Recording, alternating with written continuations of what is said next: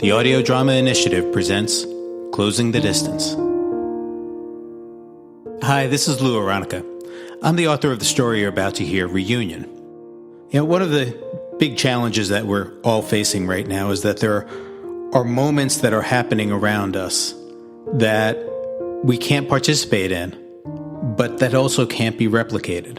A good friend of mine has recently become a grandparent for the first time, and he hasn't been able to see his grandchild. Another friend is in the process of losing her mother and has not been able to see her in 8 weeks now. I was thinking about these people and others when I wrote this story. I was trying to imagine what it would be like to be in that situation where these things that were happening couldn't happen with you, and you desperately wanted them to happen with you. And so I imagined somebody who's stuck very far from home. What would you do if the distance made it feel as though you were 1,000,000 miles away? The narrator in this story comes up with some heartwarming solutions to closing the distance. Performing Reunion for you now is Disney and Broadway star Arielle Jacobs.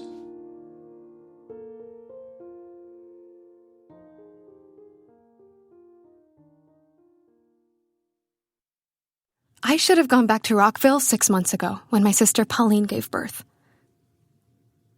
Little Katie was the first member of the new generation of our family. She looked so adorable on my sister's Instagram feed.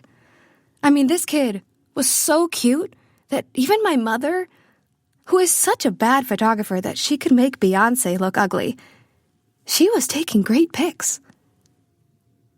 Yeah. I should have gone home. But I just gotten my first promotion after 1.5 years of getting people coffee and arranging conference calls, and it just wasn't a good time for me to get away. Even for a long weekend. Then I got the invitation for the family reunion, and I thought, yes, this is perfect. I'd finally get to meet Katie. And I'd also get to see Grandpa Tom. Mom didn't like to give me bad news over the phone, but she'd slipped a couple of months back when she told me that my grandfather wasn't doing too well. Like, seriously, not doing well. Like figuring out which of the grandkids were going to get his collection of records not well. Grandpa Tom called me his cynosure, which was a big word for something really special. He had a thing for big words because he loved playing Scrabble. And you need to know a lot of big words if you're going to be good at Scrabble. What's a big word for goodbye? I was really looking forward to getting back home for the family reunion. And then just before that, the lockdown happened. I'm in super good health. And I knew that even if I got the virus, I was just going to feel like I had a flu for a few days. I seriously considered jumping in my car and driving 1,000 miles so I could be with everyone. And then I really thought about it. I was going to have to make a bunch of stops on my way, and how many people would I run into between here and there, and how many surfaces would I touch? What if I became a carrier without ever showing symptoms? What if I exposed little Katie? Or Grandpa Tom, or anyone else in my family. I made the decision to stay in my apartment. Working remotely was a breeze. I got all my work done in like 3 hours every day. That gave me plenty of time to binge every show ever created by humankind, with time after that to compile a list of my favorite 100 songs and then try and finally understand what Radiohead was all about. It also gave me plenty of time to miss my family. My brother tried to pull together a virtual reunion, and then that fell apart miserably when my Uncle Eddie, he just about pulled a hamstring trying to figure out how to use Zoom. The night after all that flopped, I was feeling particularly lonely. So I asked my sister if she wanted to jump on a FaceTime call with me. We didn't do a whole lot of that, but texting just wasn't going to cut it anymore. Pauline was holding Katie when she got the call. Oh, this kid had these massive blue eyes. They just gleamed, Oh, you could probably see them from space. She also has totally crazy hair. It's flat on the sides, but it sticks straight up in the middle. While we were talking, Pauline kept trying to get it to stay down, and then it would just pop right back up again. Pauline said she was thinking of trying super glue next. My sister gave me a little update on everyone and how they were dealing with the lockdown. When she got to Grandpa Tom, I could tell she wasn't telling me the whole story. Pauline's voice waffles when she's trying to hold something back, and she was waffling big time. I tried to press the issue, but Pauline just kept waffling. I could feel myself sinking in my chair. I'm sure Pauline picked up on that, so she switched topics. She asked me about work, because she knows I always perk up when I talk about my job. And she knows my boss is a type A+++. And Pauline asked if that woman was bouncing off the walls because she couldn't run into people's offices with her latest brainstorms. In response, I let out this sound that I don't think I'd ever made before. It was like a cross between a raspberry and a burp. No idea where that came from. Anyway, Katie heard it and let out this giggle that could probably bring about world peace. It was so cute that it actually brought tears to my eyes. So, of course, I made the sound again. Oh, Katie giggled again. So I made the sound again. Oh, I think you can probably figure out where this is going. I did that raspberry burp thing about a dozen more times until Katie finally buried her head in Pauline's chest. That FaceTime call was easily the best I had felt in a month. A couple of days later, I FaceTimed Pauline again and reprised my raspberry burp. Oh, raspberry burp, that'd be a pretty cool name for a hard seltzer, don't you think? I gotta get a trademark on that. Just like last time, Katie giggled every time I did it. It kind of became our thing, so I would keep calling every few days. What was nice was after Katie got tired. All that giggling is hard work, Pauline and I would get to talk for a really long time. During those talks, it didn't feel like I was 1,000 miles away.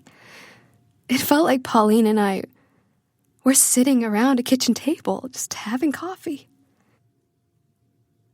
After the third one of these, it dawned on me I could also FaceTime Grandpa Tom. That didn't go so well. Well, because he was no longer comfortable sitting up, and he got short of breath really easily.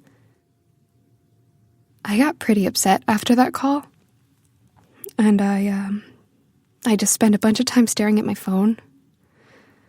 And I was just scrolling through the App Store, and then I came upon an app that let two people play a game remotely that was an awful lot like Scrabble. Wow, Grandpa Tom picked up on how to play the game really quickly for an old guy, and then we started playing it every day. He kicked my butt most of the time, but I didn't mind.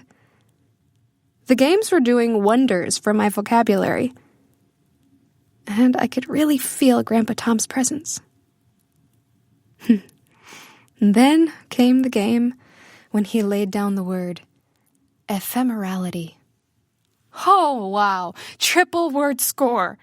66 points. It blew me out of the water. So I had to call him and just let him know how impressed I was. But his nurse answered and told me that Grandpa Tom wasn't up to speaking on the phone.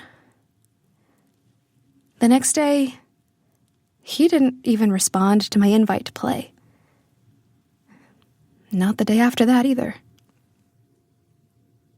I stopped inviting him after the fourth day.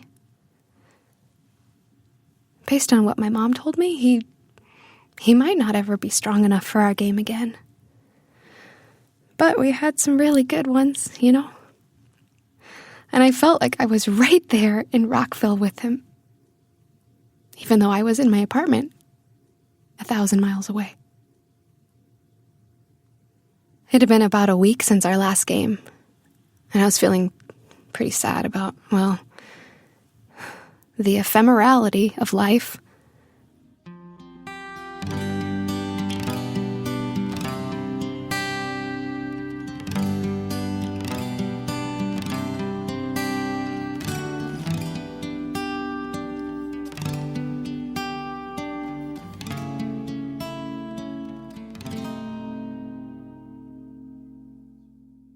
And then just then, my phone started ringing. It was Pauline on FaceTime. "You gotta hear this," she said. And then she picked up Katie and put her on the camera. Katie made a sound with her lips and then stuck out her tongue. "She's trying to do it," Pauline said. She was trying to do my raspberry burp. So, of course, I responded in the only way possible. I giggled.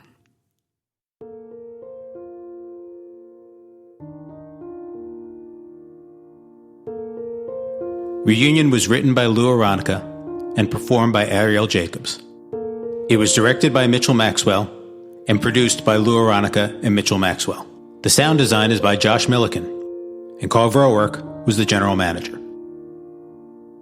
The song The In-Between was written by Casey Brevis and Sam Shuey and was performed by Alex Blue, Casey Brevis, and Sam Shuey. You can get it wherever music is sold or streamed. For a complete list of credits, visit us at audiodramainitiative.com.